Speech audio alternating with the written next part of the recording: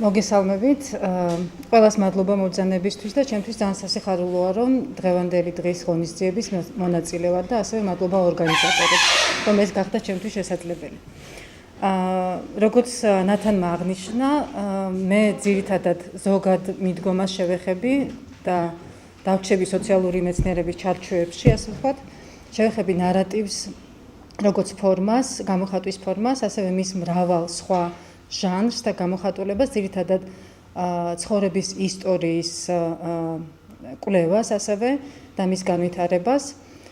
ჩემთვის ასევე ამ მოხსენების ფარგლებში მნიშვნელოვანი არის ისეთი თემები, როგორიც არის და ცნებები, როგორიც არის დრო და მეხსიერება, რამდენადაც ნარატივის აგებისთვის და მისი წარმოებისთვის არის დრო და მეხსიერება ძალიან მნიშვნელოვანი ასპექტები.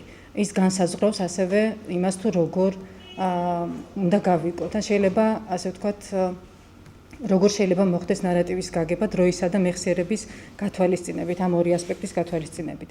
და ბუნებრივია ასევე შევეხები გამოცდილების თემას, რატომ არის ის მნიშვნელოვანი ნარატიული მიდგომის კვლევისთვის, ცხოვრებისეული ისტორიის კვლევისთვის და ამ დროს აუცილებლად შევეხები ფემინისტურ მიდგომას და რამდენიმე უფრო თანამედროვე მიდგომებსაც. რაც შეეხება უშუალოდ ნარატიულ მიდგომას, მცირე ასეთ ისტორიულ შესავალსაც გავაკეთებ.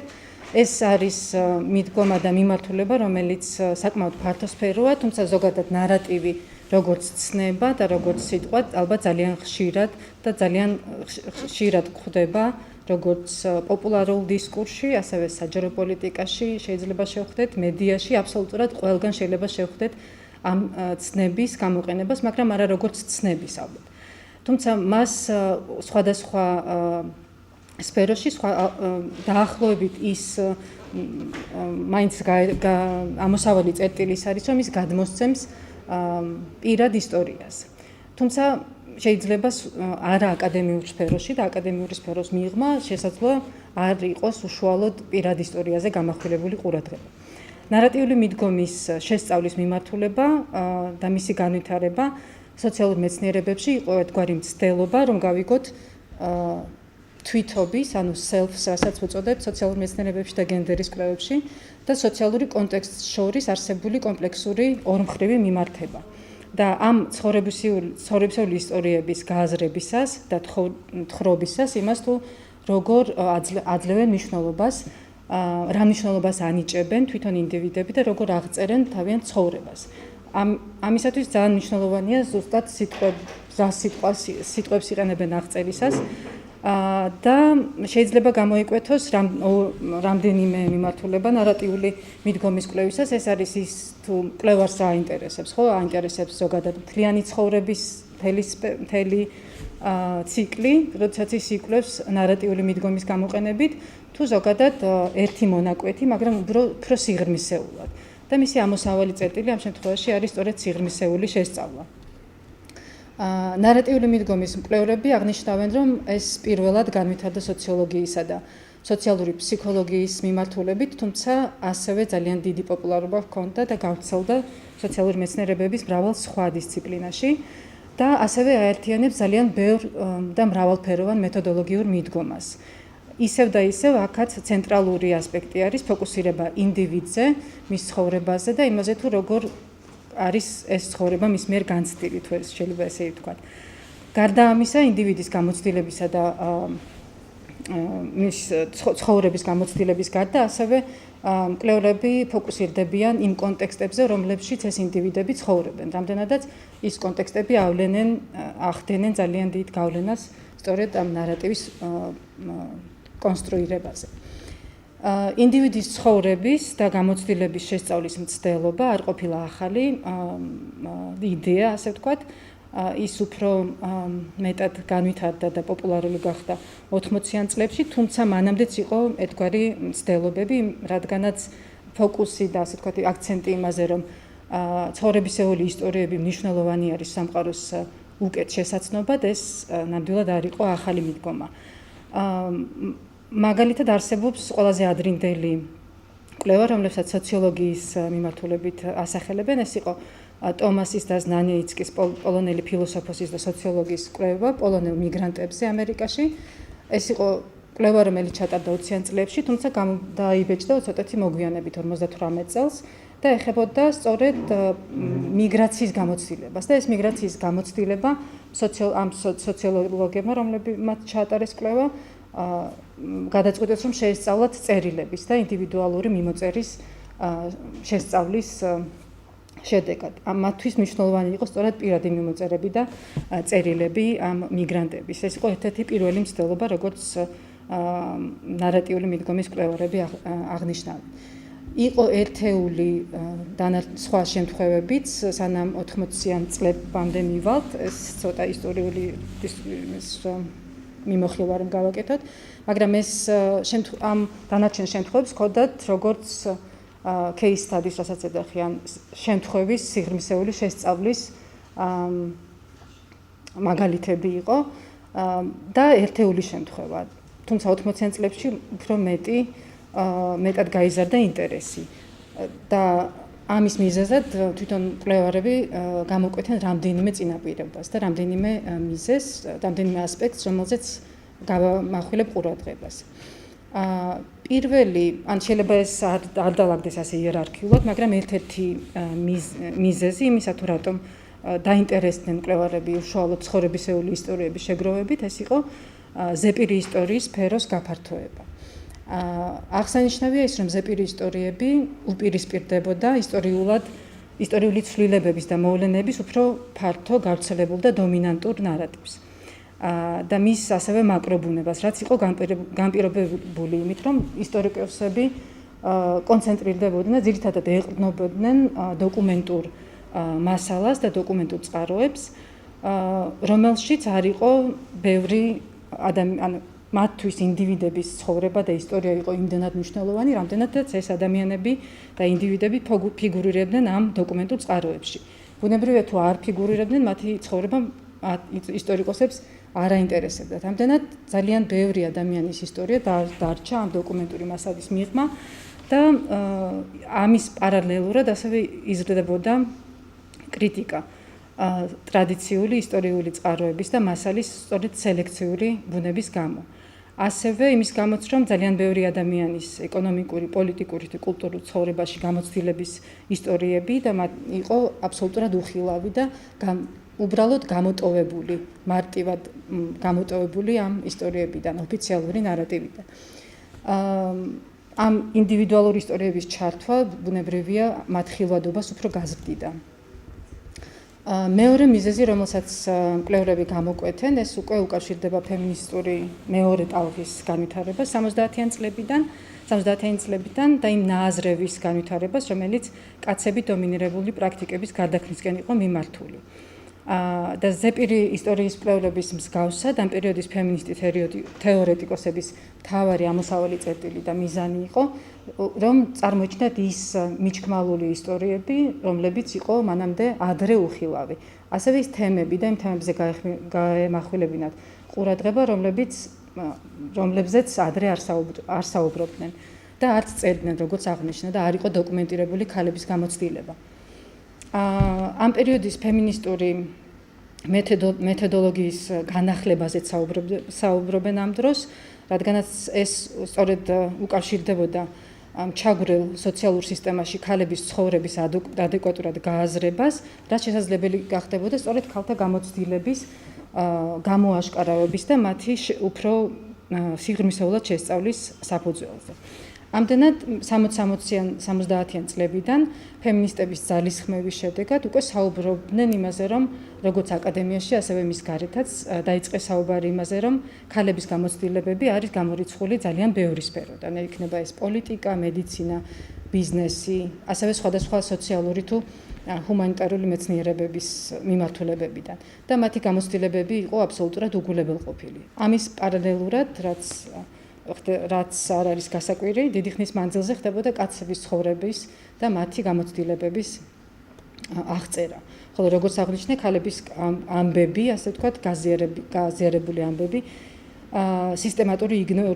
სისტემატურად იყო იგნორირებული და არც იყო დოკუმენტირებული.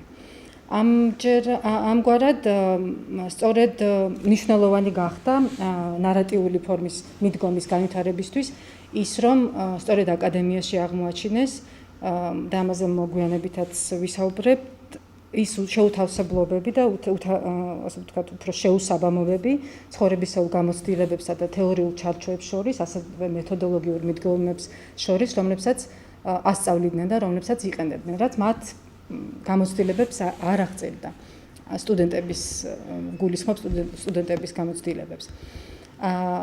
ამ ფემინისტური ნაზრების ნაზრების მნიშვნელობისთვის და გამოცდილების მნიშვნელობაზე საუბრისას მნიშვნელოვანია ასევე და შევეხოთ ცოდნის შექმნის ერთ-ერთ მოდელს, ფემინისტური პოზიციის თეორიას, მას უწოდებენ ასევე ფემინისტური პოზიციის ეპისტემოლოგიას, მაგრამ ის ავტორები, მაგალითად როგორც არის დოროტი სმიტი, ნენსი ჰარცოკი, კოლინსი და სანდრა ჰარდინგი, ისინი იყენებენ სწორედ ისინი იყენებენ ცნებას, რომელიც ფემინისტური პოზიციის თეორიით არის ცნობილი.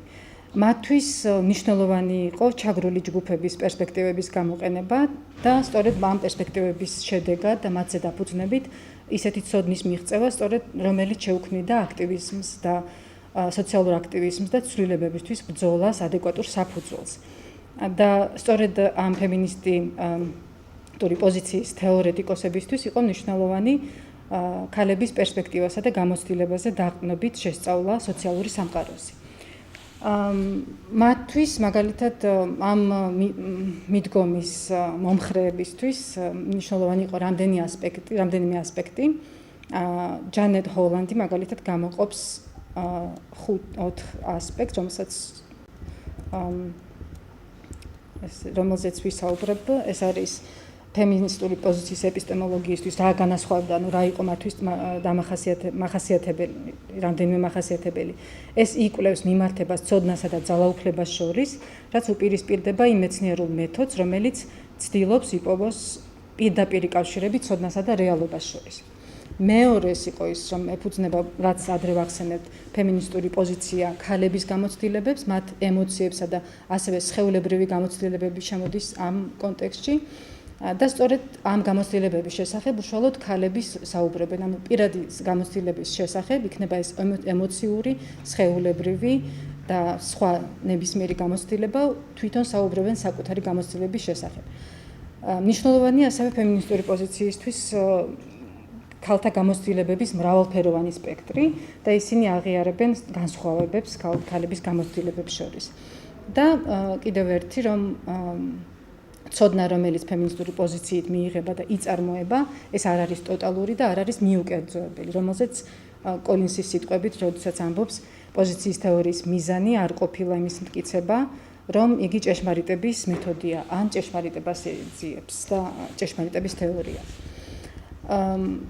რაც შეეხება ზოგადად აკადემიურ სფეროში ამ მიმართულების განვითარებას და მის ასევე წინაპირობებს, აღსანიშნავია ის, რომ 80-იანი წლებიდან შეიცვალა დემოგრაფია იმ სტუდენტების, რომლებიც უმაღლეს სასწავლებლებში უკვე იწყებდნენ განათლების მიღებას და უფრო მრავალფეროვანი გახდა. ანუ ამ სტუდენტობისთვის უკვე მნიშვნელოვანი იყო, რომ სასწავლო პროგრამა და კურიკულუმი ყოფილიყო ისეთი, რომელიც შეესაბამებოდა მათ ცხოვრებისეულ გამოცდილებას. ამ თეორიის სტუდენტებისთვის ცოდნის წარმოება და რეალობის რეპრეზენტაციის საკითხი არ იყო არაპრობლემატური, ანუ მათთვის პრობლემატური იყო ის და ვადებდა ბევრ კითხვას და მათი რწმენით კვლევა იყო ის სოციალური პროცესი, როგორც ინტერაქციის და ასევე დაკვირვების შედეგი, რაც მჭიდრო კავშირში უნდა ყოფილიყო მათ პირად გამოცდილებებს, არ ვიცი როგორ embodied როგორ იხმარება, მათ ანუ სხეულებრივ არ ვიცი, ანუ გამოცდილებებთან. მაგრამ შეიძლება ითქვას პირველადი გამოცდილებები, მე ესე თარგმანიც მინახავს მგონი. ასევე ამ პერიოდის 80-იანი წლების ნარატიული მეთოდის კვლევისთვის მნიშვნელოვანი იყო ამ პერიოდის სტუდენტებისთვის მკვლევარსა და კვლევის მონაწილეთან სუბიექტთა შორის იერარქიულობის და ძალაუფლებრივი მიმართებების მინიმუმამდე დაყვანა და ისინი განსაკუთრებულ ყურადღებას უთმობდნენ და ამახვილებდნენ ყურადღებას აქტივიზმზე, სოციალურ სამართლიანობაზე და ასევე applied science research, გამოყენებით კვლევებზე. სწორედ ამის პარალელურად მომრავლდა ისეთი ტექსტები აკადემიურ სფეროში, რომლებიც იყო ავტობიოგრაფიული ან ბიოგრაფიული. ამ ნაშრომებში, მაგალითად, ასევე ბელ ჰუკსაც აქვს და მაიო ანგელოს ეს აკადემიის გარეთაც ხდება მსგავსი ნაშრომების განვითარება, თუმცა მაგალითად ბელ ჰუკსაც აქვს ნაშრომები, რომელიც უფრო მის პირად გამოცდილებებს ეფუძნება. და მნიშვნელოვანი ის არის, რომ განსაკუთრებულ ყურადღებას ეს ავტორები უთმობდნენ ცნებებს, როგორც არის რასა, ეთნიკურობა, კანისფერი და ასე შემდეგ. რაც მანამდე იყო ეს თემები უხილავი. უფრო თანამედროვე მიმართულებებში ერთ-ერთი საინტერესო მიმართულება არის ეთნოგრაფიის, ავტობიოგრაფიულიც და ბიოგრაფიულის შემდეგ ეს ავტოეთნოგრაფია უფრო ფემინისტური კვლევების მიმართულებით განვითარდა, სადაც უკვე თითქოს მოშლილი არის ეს ზღვარი მკვლევარსა და კვლევის მონაწილის შორის და ეს ბუნდოვანი ხდება. გარდა ამისა, შემოდის ისეთი თემები, როგორც არის თვითრეფლექსია, ასევე მკვლევარის სტატუსი როგორც ჩართული დამკვირვებლის და მნიშვნელოვანი ის არის, რომ ეთნოგრაფიული მიდგომის გამოყენებით მკვლევარები უკვე საკუთარი ისტორიების და საკუთარი მაგალითად დისკრიმინაციის, ან ბულინგის, ან რასიზმის გამოცდილების შედეგად ქმნიდნენ ამ ნაშრომებს. ანუ ეს იყო მათი პირადი გამოცდილების შედეგად მიღებული ნაშრომები. ამ თემებში ასევე იყო ძალიან გავრცელებული, ასევე და ეხლაც არის მაგალითად ავადმყოფობის ნარატივები, illness narratives. ასევე ტანჯვის ასეთ suffering narratives, ხო ტანჯვის ნარატივი. ანუ ბევრ თემის აქტივირებას ახდენდნენ ავტოეთნოგრაფიული მეთოდის გამოყენებით. აქვე ქრონოლოგიურად არ მიყვები, მაგრამ ამასაც აღვნიშნავ, რომ ძალიან ბევრი ისტორია და ნარატივი შეიქმნა ისეთი მოვლენების შემდეგ, როგორც იყო მაგალითად გენოციდი, ჰოლოკოსტის დროს გადარჩენილთა ისტორიები მომრავლდა, ასევე დაუშვათ უფრო მოგვიანებით გამოავლენენ ამ ნარატიული ფორმით გამოვლინდება ძალადობის და ჩაგვრის სასტიკი ფორმები, როგორც ეს მოხდა რუანდის გენოციდის შემდეგ და ზოგადად ეს მაგალითად სიმართლის დადგენის და შერიგების კომისია, მგონი ეს ითარგმნება, ხო? Truth and Reconciliation Commission. ამის შედეგად, მათი მუშაობის შედეგად მიღებული ისტორიებიც არის ერთგვარი ნარატივები, რომლებიც სწორედ ასახავენ ამ ძალადობის სასტიკ და ფორმებს. ეს არის ძალიან კარგად განვითარებული მიმართულება განსაკუთრებით ფემინისტების მიერ და ალბათ ცალკე მოხსენებას მოითხოვს. ეხლა გადავალ უშუალოდ თხრობის და ამბის მოყოლის storytelling, ამბის გაზიარების მოყოლის პროცესზე. ამ კუთხითაც მაგალითად სოციალურ ანთროპოლოგებს აქვს ძალიან კარგი ნაშრომები და ისინი კონცენტრირდებიან იმაზე, თუ უშუალოდ როგორ უნდა გავიგოთ და რას მივაქციოთ ყურადღება, როდესაც მაგალითად კითხულობთ ამ ნარატივებს და გარდა ამისა, როგორც მკვლევარი, როგორც როდესაც ვაგროვებთ ზეპირ ისტორიებს ან პირად ისტორიებს, ცხოვრებისეულ ისტორიებს. ისინი ამბობენ, რომ როდესაც ამბის მოყოლის დროს ჩვენ ვახდენთ საკუთარი გამოცდილების რეპრეზენტაციას სხვისთვის. ხოლო თხრობის შედეგად წარმოებული ნარატივი ტოვებს ამ პირად სივრცეს და ამის შემდეგ ის ხდება საჯარო. საინტერესო ასევე მას შემდეგ, რაც ეს პირადი ნარატივი ხდება საჯარო, რა ხდება ამ ნარატივის ირგვლივ. როგორც ნარატიული მიდგომის მკვლევრები აღნიშნავენ, სწორედ თხრობისას და ამ ამბის მოყოლის პროცესში ინდივიდები ცდილობენ საკუთარი ცხოვრების გააზრებას და გარკვეული მოვლენების, ასე ვთქვათ, დალაგებას და მისთვის მნიშვნელობების მინიჭებას. თხრობელი ამბების გადმოცემისას აღწერს საკუთარ თავს. ანუ ისტორიაში შეიძლება იყოს, როგორც ალბათ ბევრს თქვენ გქონიათ მსგავსი შემთხვევა, როდესაც ინტერვიუს იღებთ ან იწერთ ცხოვრებისეულ ისტორიებს, ეს ისტორიები აღწერს როგორც ადამიანებს, ასევე მოვლენებსაც.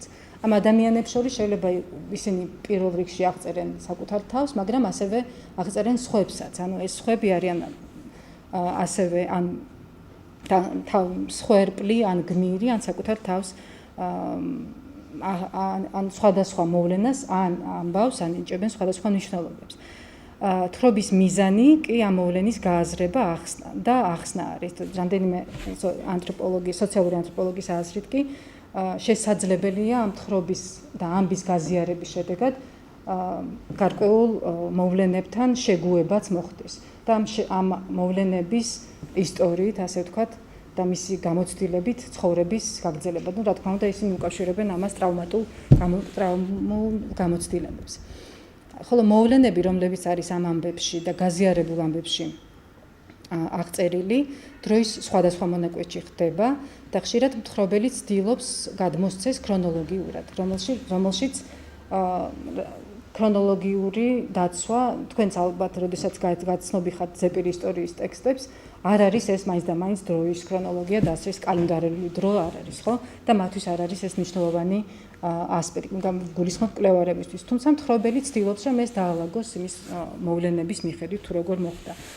მაგრამ მნიშვნელოვანი არის ის, თუ როგორ განვითარდება ეს ამბავი, დასაწყისი და დასასრული. მაგრამ დასასრულიც ასევე ბუნებრივია თვითონ მთხრობელისთვის არის ძალზე მნიშვნელოვანი.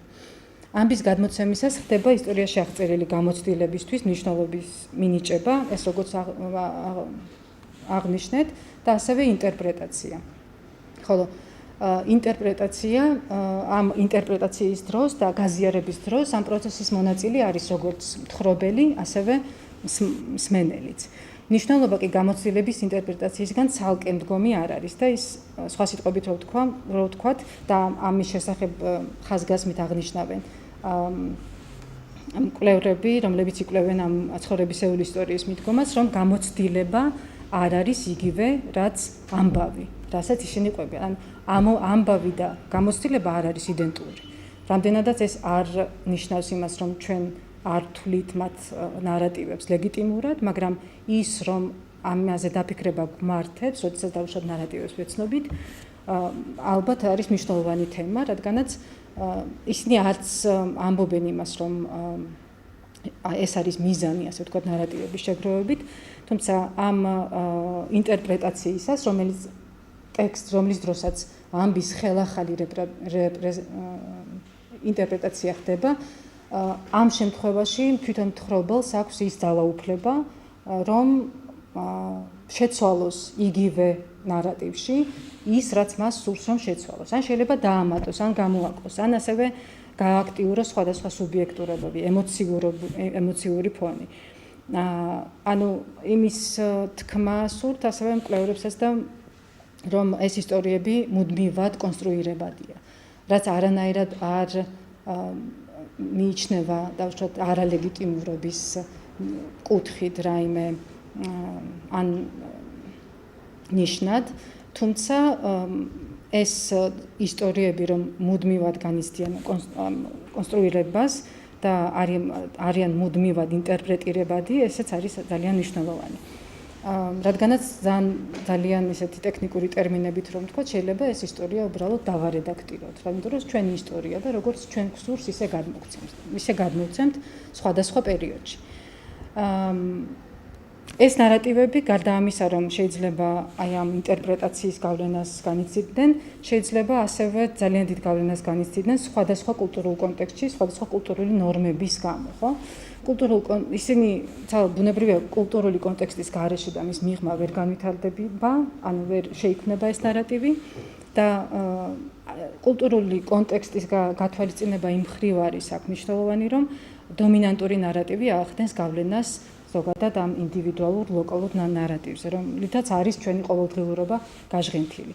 და ეს დომინანტური ნარატივები და ისტორიები არის ასევე გასათვალისწინებელი, როდესაც ინდივიდუალურ ნარატივებთან გვაქვს საქმე, იმიტომ რომ ეს არ არის უბრალოდ, ასე ვთქვათ, პირადი ისტორია, არის პირადი ბუნებრივია, მაგრამ არის ასევე გავლენის ქვეშ. და ასევე რა გავლენას ახდენს გარდა კულტურული კონტექსტისა და კულტურული ნარატივისა, ეს არის ასევე კულტურული ნორმები. მაგალითად ის, რომ რა თემები უნდა წამოიწიოს წინ, რა თემებზე შეიძლება საუბარი, რა თემებზე არ შეიძლება საუბარი და ეს ერთგვარ კულტურული ნორმები ერთგვარ საზღვრებს აწესებს და შეზღუდვებს, რომლებიც განაპირობებენ სწორედ გარკვეული თემების წინ წამოწევას, ან გარკვეული თემებზე საუბარი ზოგადად არ ხდება ნარატივების შედეგად. ასევე გადმოცემული ამბავი, როგორც კიდევ ერთხელ აღნიშნეთ, არ უნდა გავიგოთ ისე, რომ ეს არის სარკისებული ანარეკლი თვითონ მთხრობელის გამოცდილებისა, ან იდენტური მთხრობელის გამოცდილებისა, მაგრამ ეს არის მისი პირადი ნარატივი და მისი გამოცდილების, ასე ვთქვათ, გადმოცემა და გაზიარება. მკვლევარები ისტორიებს აღიარებენ ასე როგორც ცვალებად კონსტრუქციას და მნიშვნელობაზე დაფუძნებულ გამოცდილების რეპროდუქციას.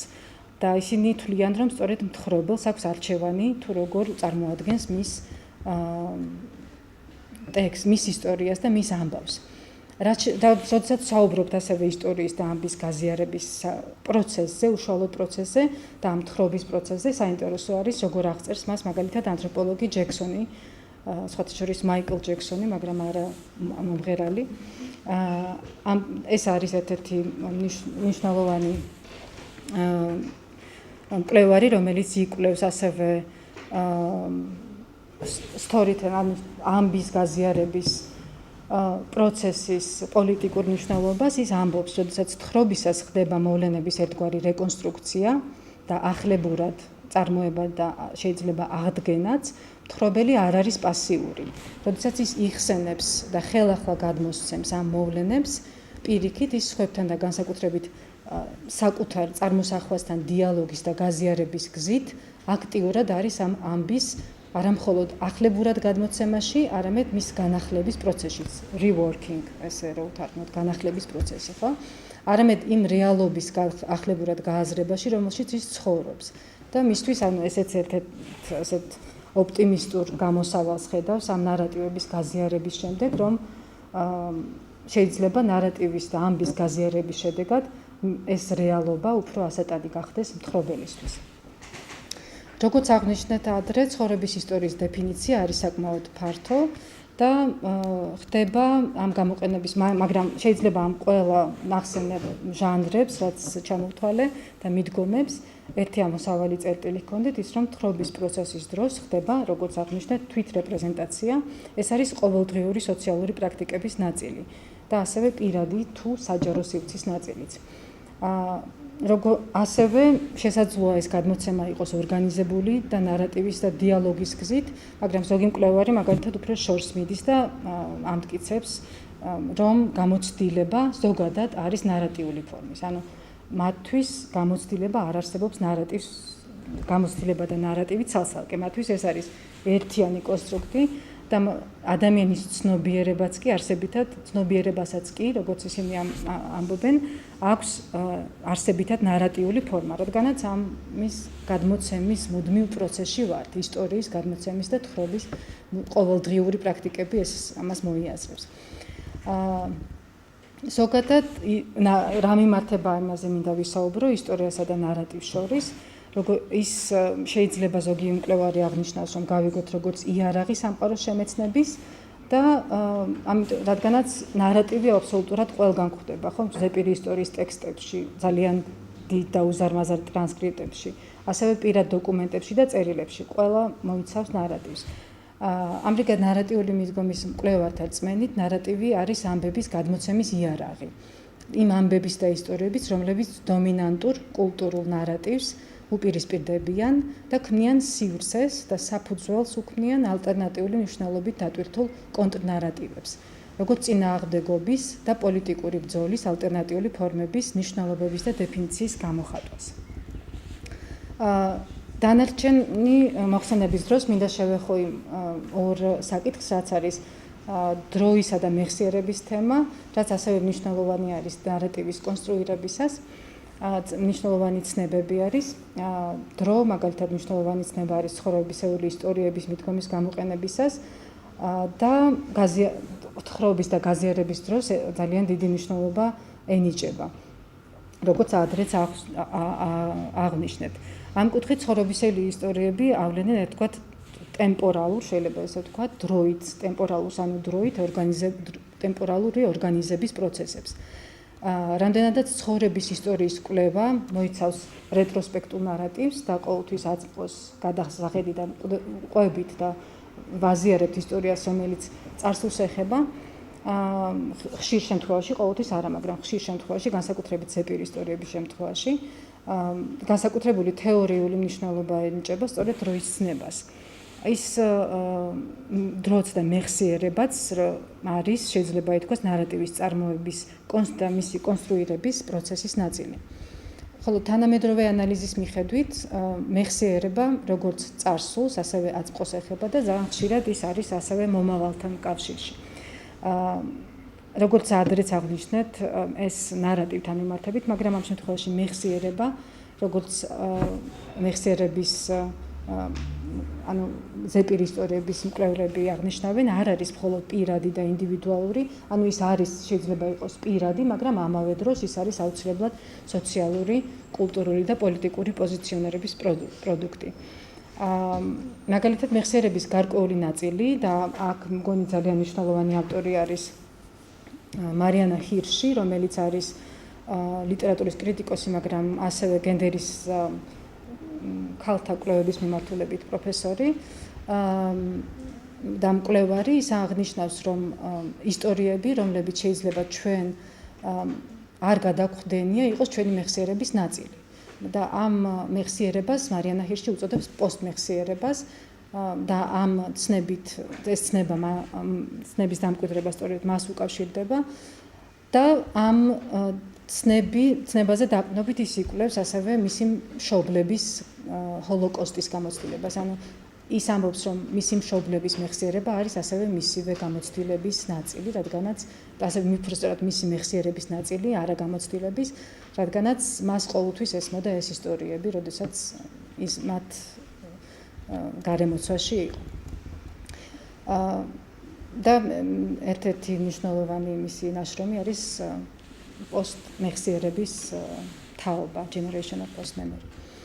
ამრიგად მეხსიერება ერთის მხრივ ეკუთვნის ნამდვილად ინდივიდს, თუმცა არ არის მხოლოდ მისი და მის მეხსიერება უფრო კოლექტიური ბუნებისაა. რაც შეეხება დროს, ამ შემთხვევაში სოციალური მეცნიერებისთვის საინტერესოა დროის სოციალური განზომილება, როდესაც საქმე გვაქვს ნარატივებთან და ცხოვრებისეული ისტორიების შეგროვებასთან.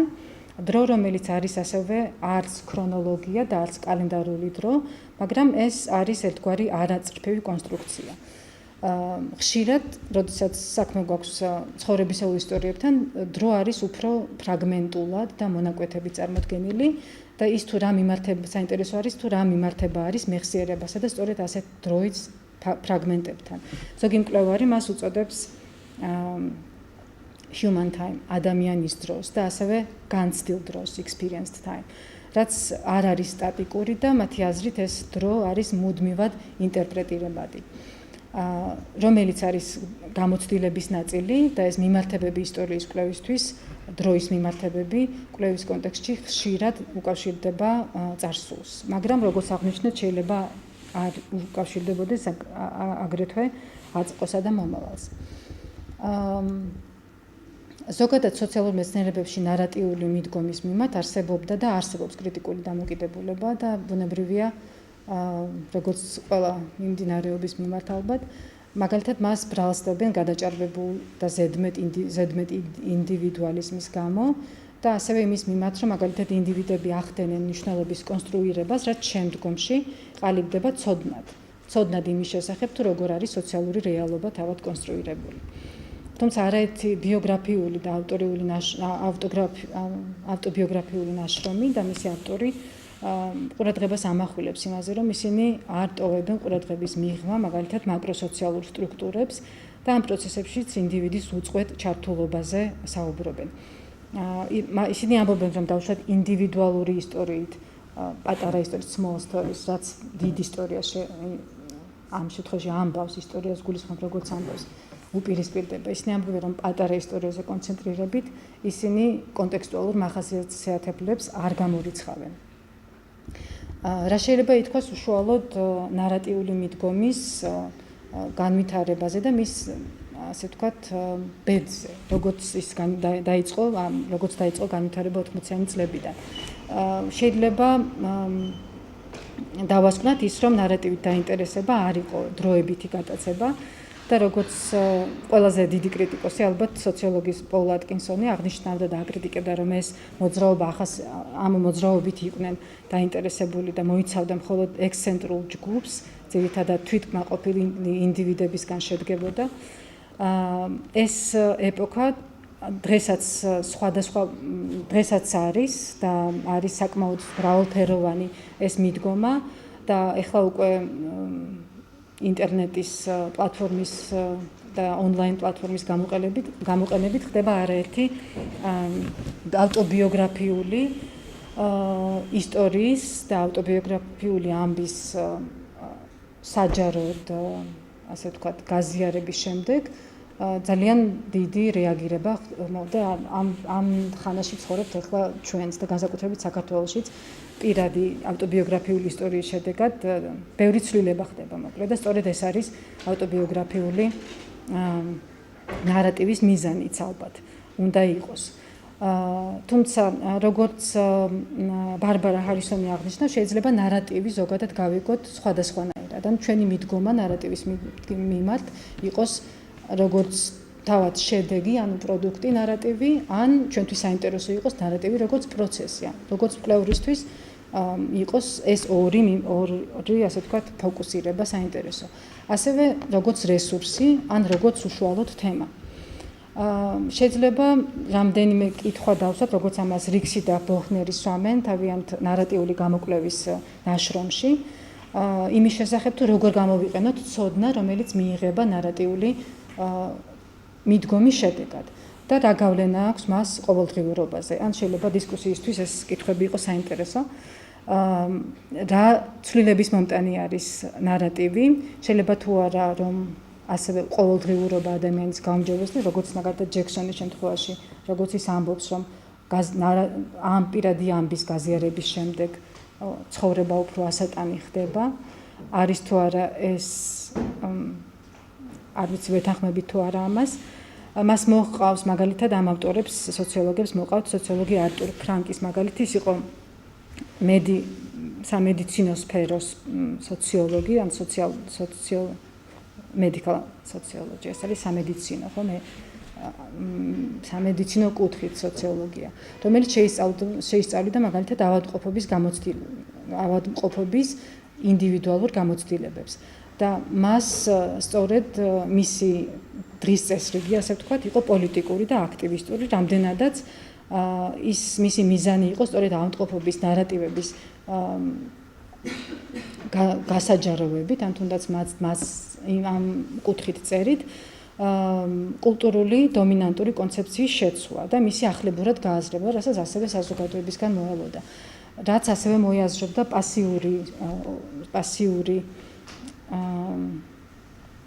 პასიურობიდან აქტიურობისკენ ცვლილებას.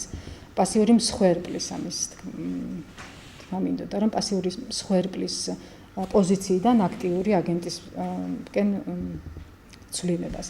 მისი რწმენით მსგავსი ნარატივების ხილვადობას პირველ რიგში პოლიტიკური მნიშვნელობა ჰქონდა, რაც პირველ რიგში ასევე მოიაზრებდა იმას, რომ სხეულებრივი თუ ემოციური გამოცდილებები ისევე მნიშვნელოვანი არის, როგორც სხვა ტიპის გამოცდილებები და მისთვის გამოცდილებითი ასპექტის მნიშვნელოვანი და ლეგიტიმური შემადგენელი ნაწილი არის სწორედ სხეულებრივი გამოცდილება. ამასთან ასევე ავტორები ყურადღებას ამახვილებენ ნარატიული პრაქტიკების ანალიზზე და ის თუ რამდენად ახდენს დაუშვათ გარკვეული თემების ან ნორმალიზებას, ან ტრანსგრესიას და ანუ ცდილობენ ყურადღება გაამახვილონ იმაზე ასევე თუ რა ისტორიების წინაპლანზე წამოწევა ხდება და რომლები კვლავ ხდება მიჩქმალული, რომლებიც კვლავ უხილავი არის. ასევე შესაძლებელია თუ არა გაზიარებულმა ამბებმა ზიანი მიაყენონ, გარდა იმისა, რომ შეიძლება ადამიანებს უფრო გაუმჯობესონ, ასე ვთქვათ, ცხოვრება, შეიძლება ალბათ ასე ვთქვათ, დადებითი შედეგის გარდა, შეიძლება თუ არა ამგვარმა გასაჯაროვებულმა ნარატივებმა ადამიანებს მოუტანონ ასევე ზიანიც. ანუ ეს კითხვები არის ღია კითხვები, რომლებიც რაღაც ჩვენს დაფიქრებას და უფრო მეტ ასე ვთქვათ დისკუსიას საჭიროებს, მაგრამ საინტერესო არის იმ პერიოდში, როდესაც მართლაც დაუშვათ სექსუალური ძალადობის არის სხვადასხვა კონტექსტში ძალიან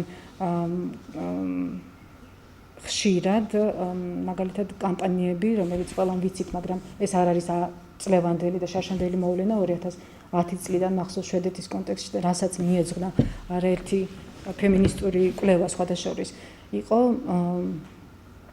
გაუპატიურების ნარატივები, რომელმაც ძალიან დიდი ტალღა აგორა მის ამ кейსების გამჟღავნების შემდეგ და ძალიან დიდი კამპანია არ მახსოვს სახელი, მაგრამ მითოს მსგავსი კამპანია იყო, მაგრამ ეს აბსოლუტურად სხვა მედიის თემას ეხება და მედიის კვლევარების ალბათ საინტერესო თემა არის ძალიან, მაგრამ ესეც ნარატივი არის და ესეც არის ავტობიოგრაფიული ისტორია, რომელიც ხდება საჯაროდ და მას შემდეგ რა პროცესებს და რა განვითარება მოყვება მის გასაჯაროებას. შეიძლება ალბათ დისკუსია ამ კუთხით იყოს საინტერესო. მადლობა ყურადღებისთვის და თქვენი აზრი მაინტერესებს ამ თემებთან დაკავშირებით. აი როგორ ხდება ნარატივის გამყარება, თქვათ მაგალითისთვის მოვიყვან, აი შინაგანი მონოლოგი ფიქრის სახით, რომელიც არ არის გაზიარებული, თქვათ არავისთან, არის უფრო არალეგიტიმური ნარატივი, თქვათ, ვიდრე ნათქვამი და ვერბალიზებული ნარატივი. თუმცა მე ვთვლი, რომ ის უკვე არის ნარატივი, შინაგანი მონოლოგი, თქვათ, ხო? მაგრამ როცა ხდება ამ ვერბალიზებული ნარატივის დაწერა და პუბლიკაცია, ასე ვთქვათ, ის უფრო მყარდება. და საინტერესოა ეს როგორ ხდება ნარატივების გამყარება და ლეგიტიმაცია და შემდეგ როგორი კონკურენცია არის ნარატივებს შორის, თქვენ ისაუბრეთ აქ დომინანტურ ნარატივებზე და კიდევ ერთი მომენტი, რომ არა მხოლოდ ნარატივის წარმოების პროცესი, არამედ ნარატივის ეს კონსუმერული მხარე, მოსმენის და მიღების და გაშინაგნების პროცესი ზოგჯერ პასიური, ზოგჯერ აქტიური, როგორ ხდება და როგორ ხდება აი ამ დომინანტური ნარატივების გაშინაგნება და ინტერიორიზაცია ხშირად მსმენელის მხრიდან. ხო, მე მინდა გკითხო კოლექტიური მეხსიერების შესახებ. Բոլոր დროს კითხულობდი სტატიებს კოლექტიური მეხსიერების შესახებ ჩემი კვლევისთვის და ანუ აღმოვაჩინე, რომ ძალიან ბევრი სხვადასხვანაირი მიდგომა არსებობს კვლევარებს შორის. ზოგი მკვლევარი ამბობს მაგალითად, რომ კოლექტიური მეხსიერება არის რაღაც საზოგადოების ცნობიერების მდგომარეობა, ოღონდ ეს არის მეხსიერება, ასე ვთქვათ, პრემოდერნულ მდგომარეობაში და შემდეგ ისტორია არის უკვე მეცნიერება, რომელიც მოდის და ამ მეხსიერებას აანალიზებს და სრულიად ახლებურად, ანუ მეცნიერულად და მოდერნულად უდგება, ასე ვთქვათ და ანუ კოლექტიური მეხსიერება ფიგურირებს როგორც პრემოდერნული ამ ვერსიაში. მეორე ვნახე კიდე რომ ზოგიერთი ავტორი ამბობს რომ საერთოდ მითია ეს კოლექტიური მეხსიერება და არ არსებობს და უბრალოდ საზოგადოებაში სოციუმში არსებულ სტერეოტიპებს დაარქვეს კოლექტიური მეხსიერებაო და ზოგი მკვლევარი აღიარებს კოლექტიური მეხსიერების არსებობას და შესწავლის საჭიროებას, თუმცა ამბობს რომ სპეციფიკური მეთოდოლოგია არის ამისთვის საჭირო. და მე მაინტერესებს შენ როგორც კვლევარს თუ გაქვს გამოცდილება ამ კუთხით, ანუ კოლექტიური მეხსიერების კვლევის და რა არის შენი აზრით კოლექტიური მეხსიერება და რა მეთოდოლოგიით უნდა ვიკლიოთ? პირველი კითხვა მე არ გამჩენია, როდესაც მაგალითად მუშაობდი ინდივიდუალური ზეპირ ნარატივებზე, ის რომ შინაგანი მონოლოგი შეიძლება იყოს ასევე ნარატივი, ძალიან საინტერესო ეს მიდგომა და ის ალბათ აქ მნიშვნელოვანი არის, რატომ არ არის ის გაჟღერებული და გაზიარებული, ხო? და რა ხდენს მასზე გავლენას, როგორც ვისაუბრე ამ კუთხით. და ხო, ეს ამ კუთხითაც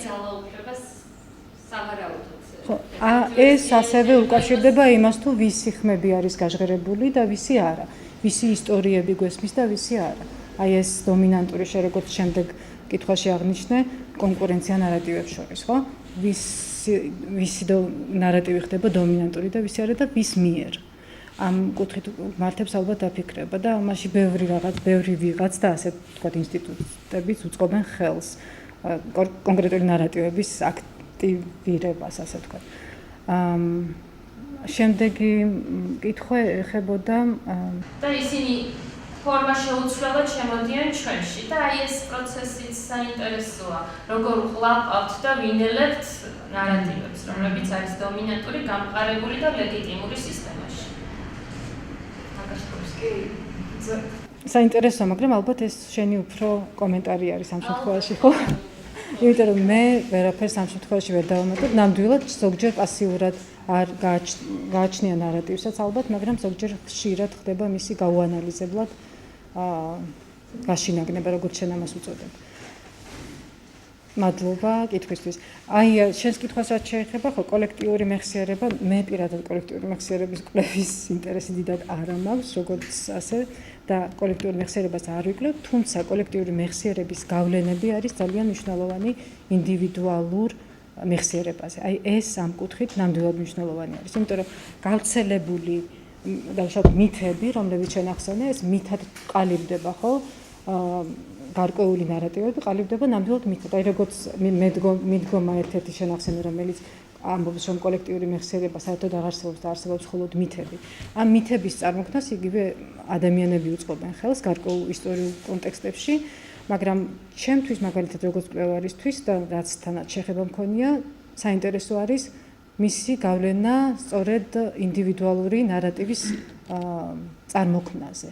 ანუ რამდენად ახდენს ის გავლენას კონკრეტულად მიღებულ, ჩემთვის მიღებულ ნარატივს. იმიტომ რომ მე მაგალითად ვიკვლევ ჩემი კვლევის ფარგლებში კონფლიქტის შემდგომ გამოცდილებებს და ამ შემთხვევაში ძალიან ხშირად მაქვს ხოლმე ესეთი შემთხვევა, როდესაც ერთი და იგივე წინადადებაც კი, ანუ ფორმულირება მაქვს გარკვეული ისტორიული მოვლენის ერთი და იგივე, რომელსაც ვიღებ სხვადასხვა კვლევის მონაწილისგან. ანუ იმდენად არის შეერაღებული კონფლიქტის 90-იან წლებში აფხაზეთში. ანუ მათთვის კონკრეტული პოლიტიკური პროცესები ეს არის ის მეხსიერების ნაწილი დაუშვათ ამ შემთხვევაში, რომელიც ჟღერდა სხვადასხვა საჯარო სივრცეში და ის დამახსოვრებული აქვს იმ წინადადებით, რომლებსაც მე შემდეგ რამდენიმე რესპონდენტი იმეორებს. ანუ ეს გავლენები არის კვლევარისთვის მნიშვნელოვანი, რომ მას მიაქციოს ყურადღება. მე არ ვამბობ, რომ ეს მათი ანუ ეს არის ბუნებრივი ინდივიდუალური აღქმის და გამოცდილების ნაწილი და ასევე ინდივიდუალური ნარატივის ნაწილი, თუმცა კვლევარისთვის ალბათ საინტერესო ისაა, რატომ არის ერთნაირად ფორმულირებული, ну ამ შემთხვევას რომ ვთქვათ.